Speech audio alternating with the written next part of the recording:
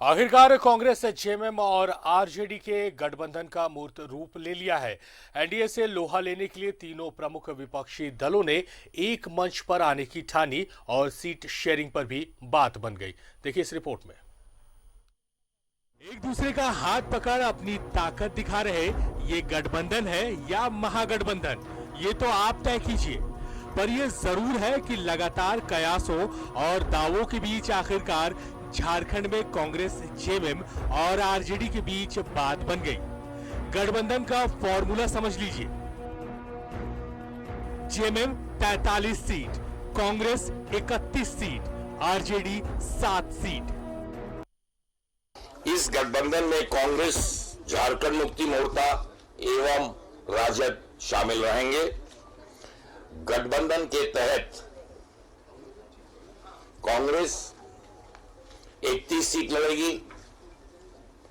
Jharkhand Mukti Morcha 45 seat लड़ेगी एवं राजद 7 सीटों पर चुनाव लड़ेगी।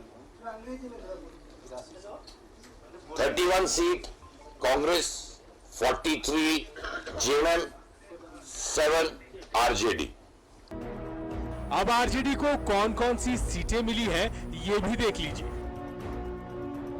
देवघर, गोड्डा, कोडरमा, चतरा, बरकट्टा, छतरपुर, हुसैनाबाद। सीट जो आरजेडी के लिए गठबंधन में छोड़ी गई हैं, उन 7 सीटों का मैं घोषणा करता हूं। 1 देवघर, गोड्डा, 3 कोडरमा, 4 चतरा, 5 बरकटा, 6 छतरपुर और 7 हुसैनाबाद। पहले चरण में 13 सीटों पर चुनाव होना है। उस लिहाज से कौन सी सीट किसकी होगी ये भी देख लीजिए।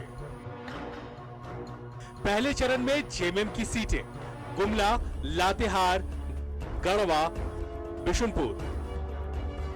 पहले चरण में कांग्रेस की सीटें लोहरदगा, मनिका, बांकी, डाल्टनगंज, भवनाथपुर और विश्रामपुर। पहले चरण की आरजेडी की सीटें Chhatarpur, Chatra, Bishanpur JMM, Lohardaga Congress, Manika Congress, Latehar JMM, Banki Congress, Daltonganj Congress, Vishrampur Congress, Chhatarpur RJD, Hussainabad RJD, Garhwa JMM, Bhavnathpur Congress और चतरा आरजेडी।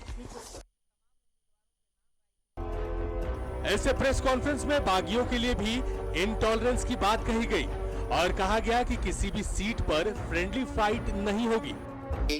खड़ा हो जाता है इंडिपेंडेंट के तौर पे भी, तो कांग्रेस हो, जेएमएम हो या आरजेडी हो, उसके नेता जिस पार्टी का ऑफिशियल कैंडिडेट है उसके प्रचार में साफ तौर से जाएंगे। जो भी इस गठबंधन के खिलाफ किसी सीट पे लड़ेगा, साफ तौर से कहना चाहता हूं कि उसको पार्टी तत्काल उस पर कार्रवाई करने का काम अवश्य करेगी। हेमंत सोरेन भी इस ऐलान से खुश नजर आए क्योंकि हेमंत को ही इस गठबंधन का कैप्टन भी घोषित किया गया है। झारखंड मुक्ति मोर्चा के कार्यकारी अध्यक्ष माननीय श्री हेमंत सोरेन के नेतृत्व में आगामी चुनाव, विधानसभा चुनाव हम सब मिलकर लड़ेंगे। आखिरकार गठबंधन बन गया, अब रणनीति बनाने की बारी एनडीए की है। देखना है एनडीए की रणनीति क्या रहने वाली है। अविनाश कुमार के साथ राजेश कुमार, न्यूज़ 11 भारत, रांची।